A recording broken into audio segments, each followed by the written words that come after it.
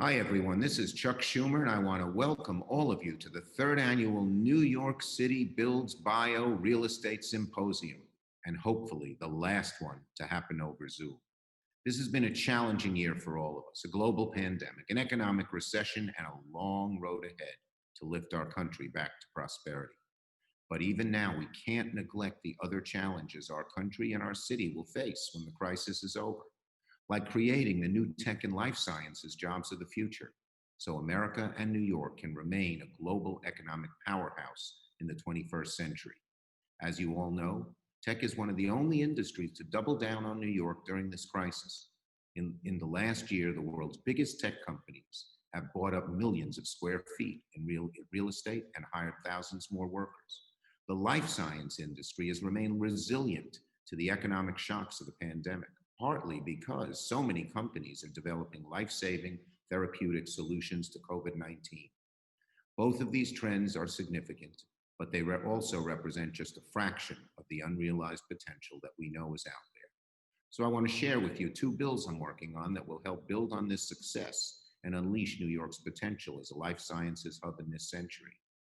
The first is the Endless Frontiers Act, a bipartisan bill that would commit over $100 billion in the next 5 years towards scientific research and technology development.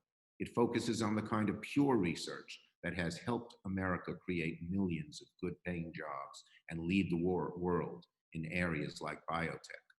It would also create $10 billion to create new tech hubs for the 21st century, including right here in New York City. If I become majority leader, this is going to be one of my highest priorities, and I'll need your help to get it done. I also need your help in supporting the America Leads Act, which I introduced with Senator Menendez and my other Democratic colleagues last month.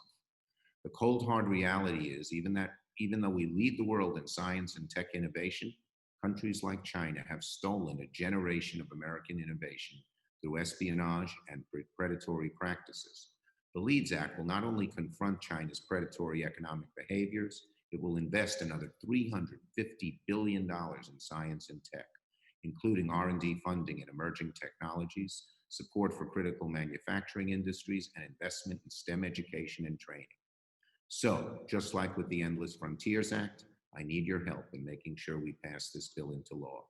It's the right thing to do for New York's economy and our nation's national security. God willing, as we emerge from this crisis, tech and life sciences will be critical to our economic recovery.